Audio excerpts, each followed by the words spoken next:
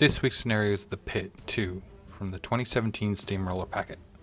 This scenario does have the Killbox Artifice in effect, and consists of one circular zone which can be controlled by warrior units, warcasters, and warlocks, two rectangular zones which can be controlled by warjacks, warbeasts, battle engines, warcasters, and warlocks, and then objectives which can be destroyed for 1 CP. Victory conditions consist of earning 5 more control points than your opponent, or caster assassination. Hello, this is Iron Lich W, and this time I decided to bring Deneghra, the Soul Weaver, also known as Deneghra 3. I brought Infernal Machines list just because I like to get some free pistol race here and there, and a lot of infantry, as the first few Cryx themes that were released were heavy on infantry. So we got a unit of Soulhunters, some Carrion Thralls, some Bile Thralls. Because the Bile Thrall has the Thrall Commander, they gain advanced deployment. Hello, this is Nuhualli in the forums. I bring with me the Devourer's host led by Krueger 1. As you can see, I made some modifications on the heads of the Tharn to resemble like a Nasdaq army.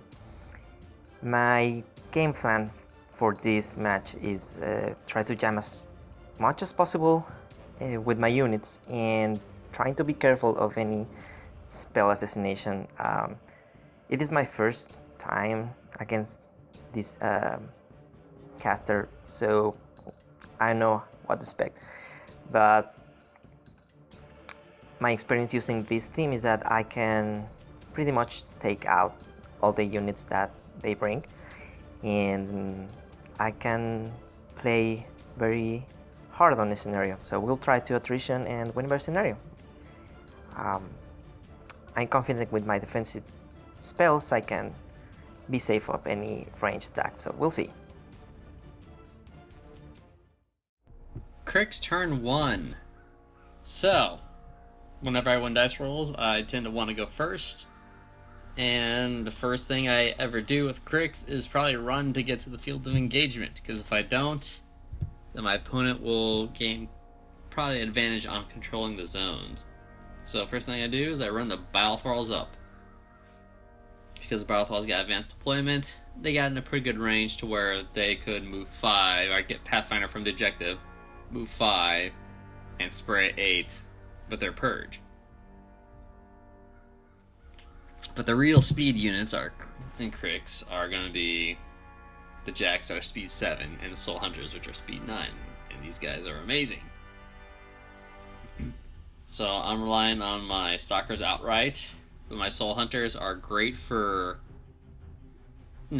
providing intimidation. Like these guys threat 12 inches on a charge, so my opponent, if he tries to enter the zones, he is going to end up being in my threat range.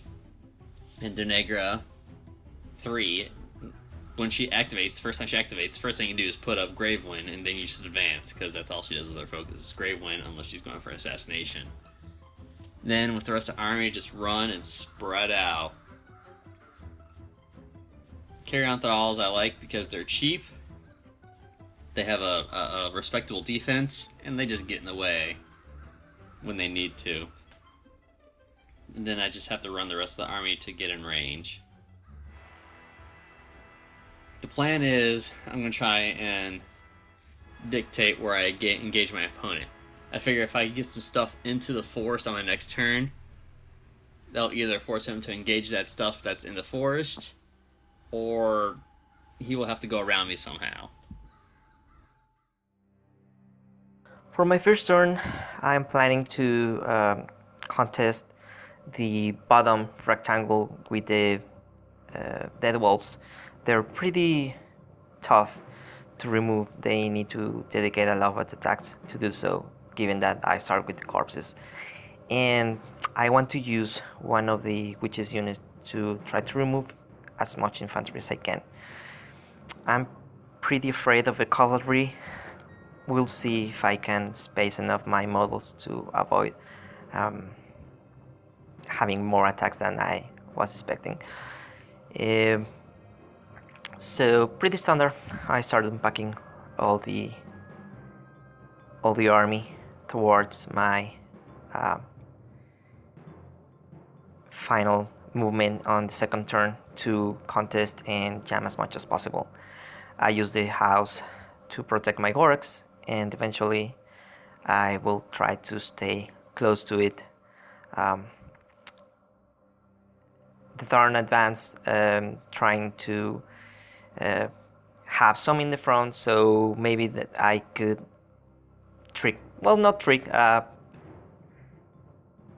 put them as incentives for attacks so they can trigger vengeance, and gives me more room to move and charge. Since we have a force in the middle, I want to make the most of it with that unit and to give them more defense in melee.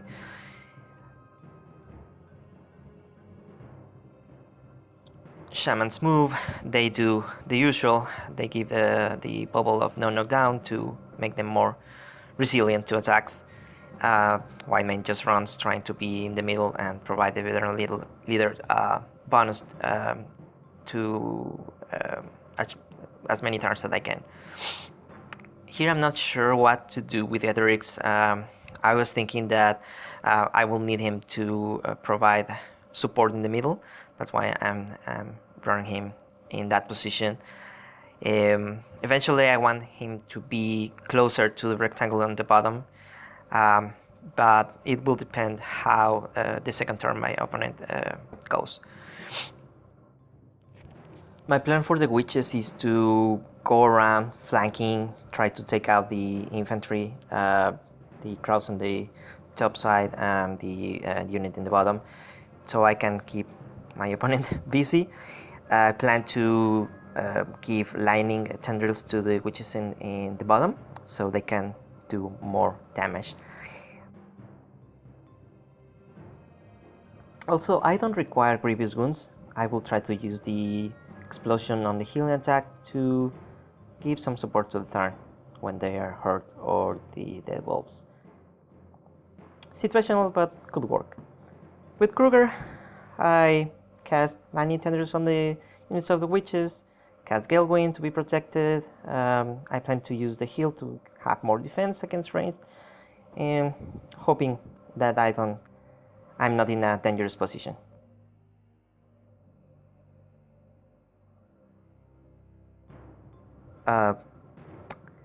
Cast the lightning tendrils on the unit that I need. Cast Galewind to provide some protection against the magic attacks and against any ranged attacks that my opponent wants to do on this turn. And then I move Krueger to the center so he can be protected on the hill and around a lot of models, trying to avoid any jumps or any surprises. I like this hill. My plan eventually will try to be in this hill or in the house that I need to deny line of sight to the Warcaster, but we'll see how it develops. Cryx turn 2. So I'm observing how my opponent has kind of advanced, learned the ability of his units, because Tharn are something I haven't seen in Mark 3 a whole lot from my circle opponents. I heard of them, but never really seen them on the table. So as I'm learning their threats and engagements and abilities,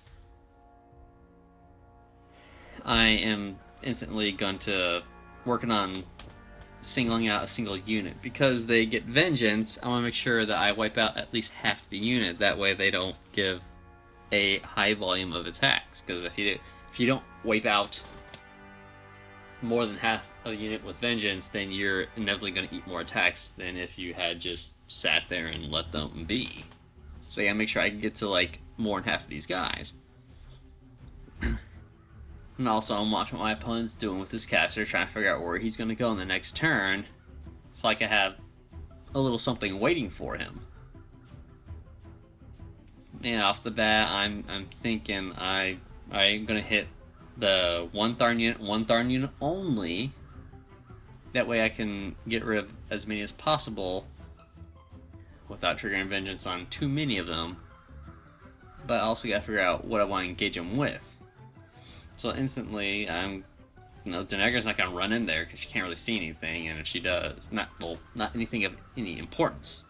So I'll run up an Arc Node so I can see a lot more, at least from a spellcasting standpoint, because I'm gonna hit something with Mortality. Mortality is just too good of a spell not to cast.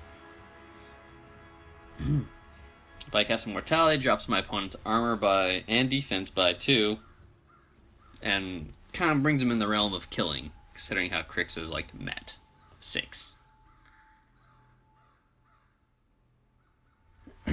Also, the Arc Node I put in the forest is kind of the bait, so to speak, to luring my opponent to enter the forest. That way, Deneghra can kind of get line of sight to something to charge, and then she'd be able to move back out of the forest with her reposition.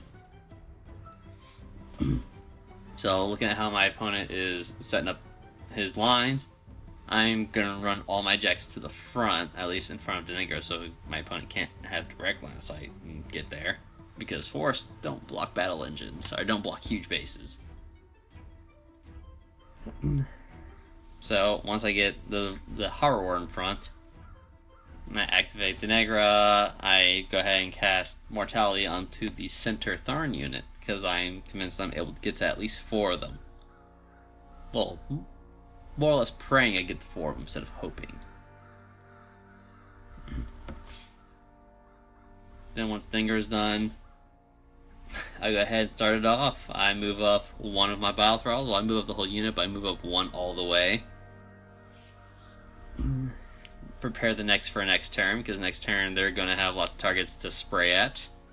And then I purge targeting the heavy beast. That way I catch 3 models, 2 Tharn and as well as Ghetorix.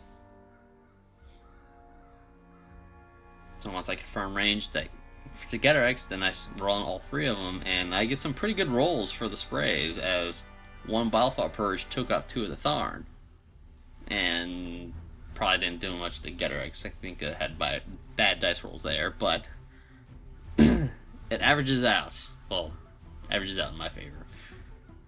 Then I go ahead and activate the Soul Hunters. So I get 2 Tharn down, and then I need to get more. So Soul Hunters, I charge 1 into the Tharn, and then kind of run up the rest. I don't want to move up too many of them too quickly. So I only charge 1, run the rest.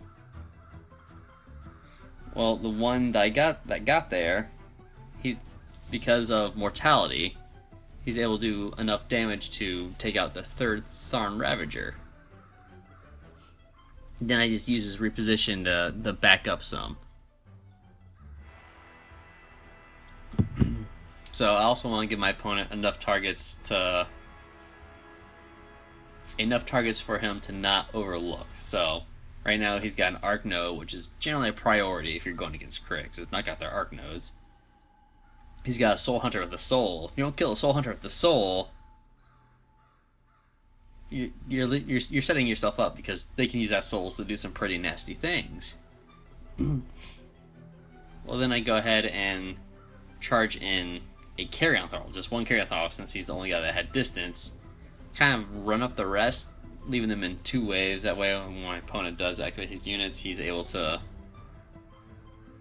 wipe out some, but I'm trying to limit the amount of damage I'm going to be, or the amount of models I'm going to be losing. So charge / run up 3 or 4, then leave a majority of the unit in the back. And because Carrion Thrall is only POW 7, doesn't do enough to kill the Tharn, does like a couple points of damage. Not enough to kill him, but that Carrion Thrall is now something that has to be dealt with. And then I just move up the rest and get ready for the 3rd turn. Like, I got to at least half the Tharn unit, so it kind of equals out in terms of attack outputs. And I move up the Pistol Race, because the Pistol Race are key, because Deneghra knocks people down. Well, it's time to flood the zones. Let's see how well I can do it. But I find out that I'm too far to charge with my Deadbolts. At least I wanted to charge the objective, but no, I'm too far. I had to use the the deadbolt that was in front is the one with the less melee range. So I'm half inch too far away from the objective. It's a shame. I do my vengeance moves. I am thinking here if I want to do the moves or I just want to stay there so I can have the charge distance to get the additional die. As I'm thinking this, I want to remove as much jacks as I can. I think I can kill the cavalry with other things, so I want to focus on at least removing as the arc node, which is what scares me most. I want this unit to do as much damage to it as I can. If I can't kill him with the Tharn, there's Ghetorix to help my unit to to finish that jack. If the jack dies, then I will be able to use Ghetorix to remove cavalry. We'll see. It will depend on the attacks, on my luck. But it seems that it's dying, so I'm pretty sure that he will die, and he does.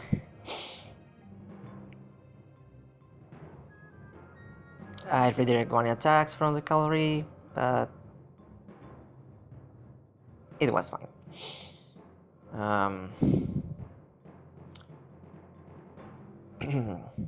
Oh, I did the overtake movement there. Get the corpse, normal, and now Ghetorix goes to do the usual job of removing infantry. I also want to contest, so that's why I'm measuring the distance and staying there. I remember choosing Mortars to help me be accurate on the attacks. We have some rules question here, which I don't remember what was it. It should be something related to Mortars.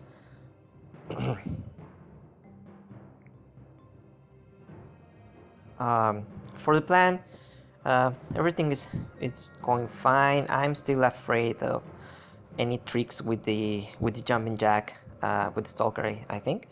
But I will.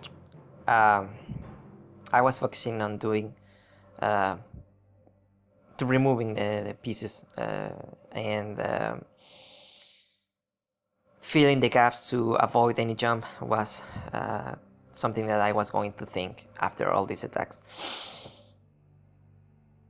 Here I'm measuring what I can do with the unit that is also too far to do any real damage. I was too conservative here. I should have been closer to the objective with both the witches and the dead wolves. It was unfortunate that I decided to keep them far away. So yeah, I'm just running the units and I do have range on one of the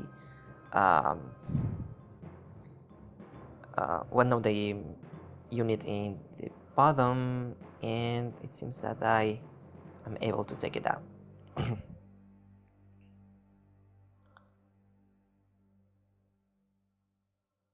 Okay.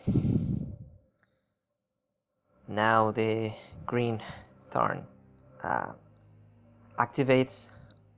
The same plan. I want to remove as much pieces as I can. I am also doing the overtake mini feat to help me get closer to the zones and try to contest in a meaningful way. So here we go. I remove that, I do my overtake, then my opponent points that I should receive a free stack there, which fortunately he doesn't die.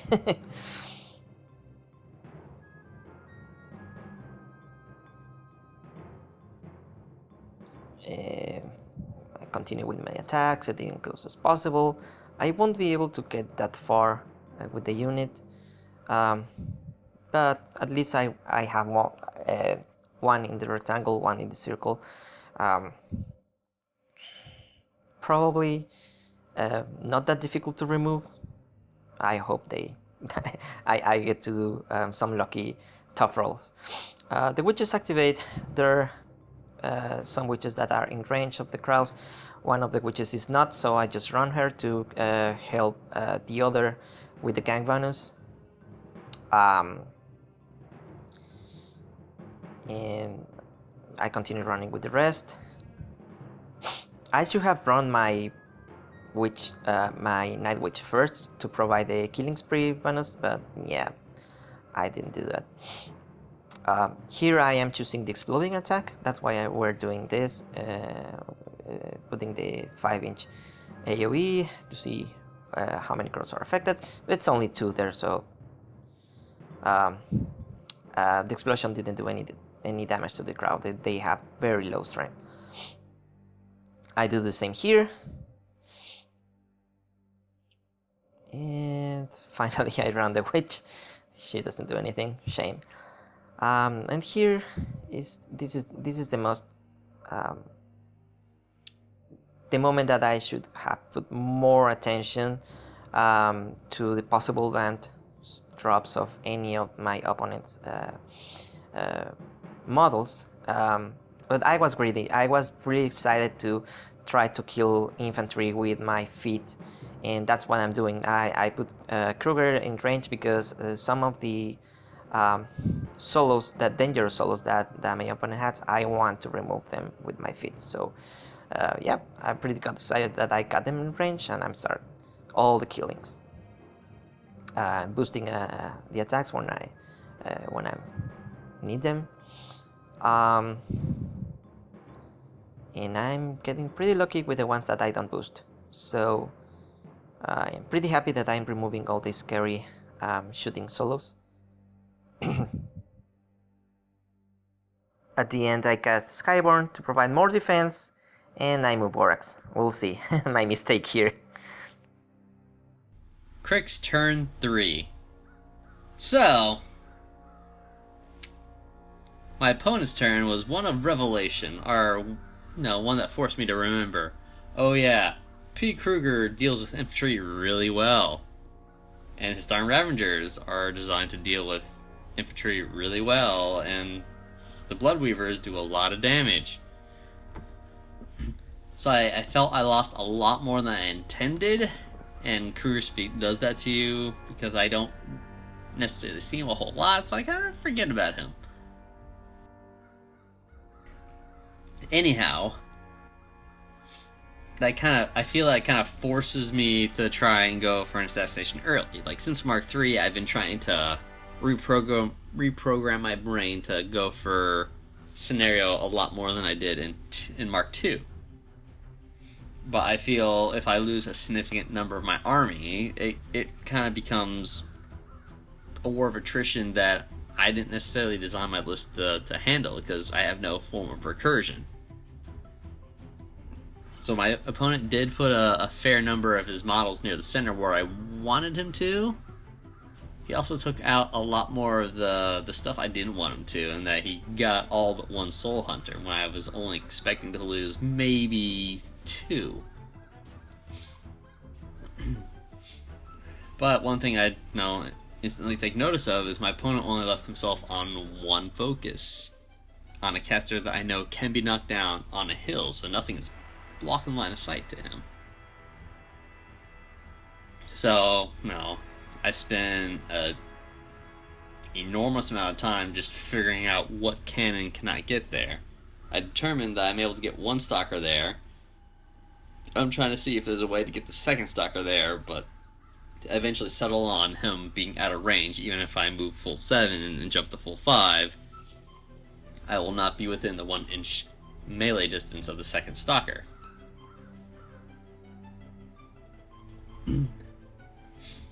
Krueger on 1 focus. If I can knock him down, and that's a big if, I figure I'm gonna need to not target him directly, but target something next to him, catch him into 3-inch AoE of Scourge, knock him down. But one Stalker is going to be able to jump in there, and he'll get 4 attacks on Krueger. So once Stalker, I know that Stalker can get there, I'm trying to figure out how the rest of the army is going to get there. I immediately start by running up Machine Wraith, because the one thing that's sure, that's the only guy that can get there that I'll be able to target. However, I do leave him on the hill, which is kind of a gaffe on my part.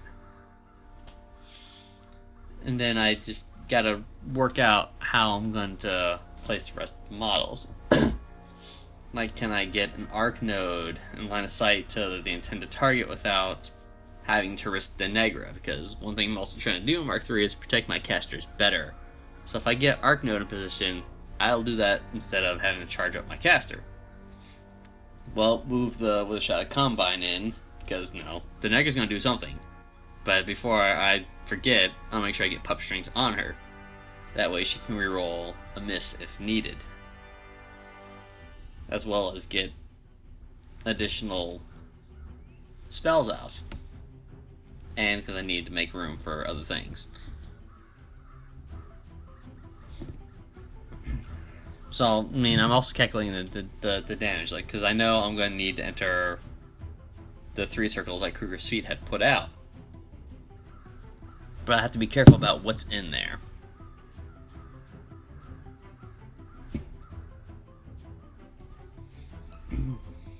So by this point, I'm kind of earmarking which of the Tharn Ravagers I absolutely have to take out. Then I'm just gonna work through it.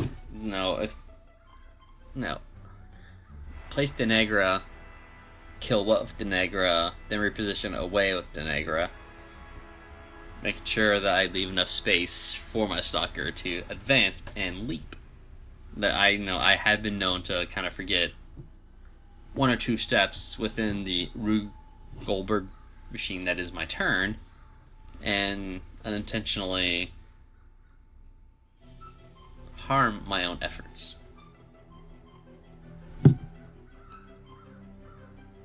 So I on Deneghra's turn, go ahead, pop feet, get my souls out. Plan is simple. Hit my Machine Wraith Scourge and knock everything in a 3-inch AoE down. Target Krueger with Mortality, back up. Well, in this case, target the unit in front of me with Mortality as well. Since it's not upkeep, I'm able to cast it more than once on more than one target. Kill a few things, and then roll out. So I do hit the Machine Wraith with the Scourge. And ironically, I needed 13 on the dice rolls, and that's what I got. I needed 11. Because I needed to hit defense 18.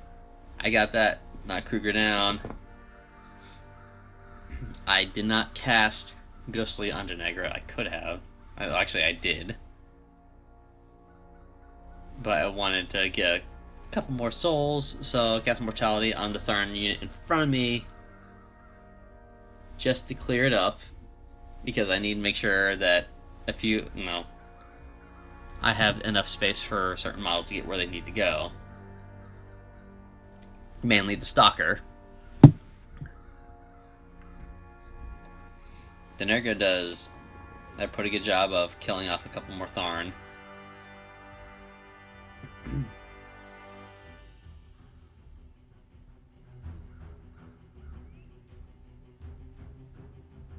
I guess initially what I was trying to do was, get at Krueger with the Pistol Wraiths, but my opponent did a very good job of removing the Pistol Wraiths with his feet.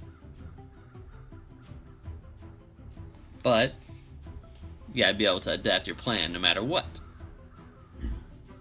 So because I didn't have souls on Leviathan, every time I killed something that was within range of his Spirit Harvester, I had something else closer that would take the soul, because of the rule of proximity. And even though Deneghra only needed small dice to hit the Tharn Ravagers, I still roll Snake Eyes, but I still killed the guy I needed to, or the one I needed to kill. Moved back, took another damage roll from entering another one of my opponent's circles, doing more damage to myself on my own turn than I wanted to. But it opened up the alley I needed to. So I go ahead and advance the Stalker, the one that's within range, making sure that I don't enter Krueger's feet, or the circles placed by Krueger's feet, because Stalkers, being armor tissue paper, could easily lose the system.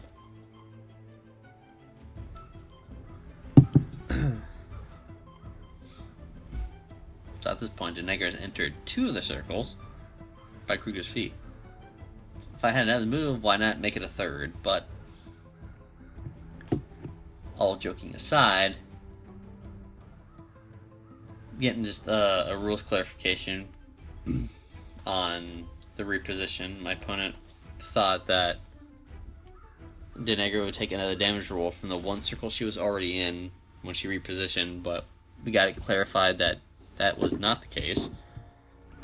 Stalker advances, spends 1 to leap, and goes to the position that we determined at the beginning of the turn.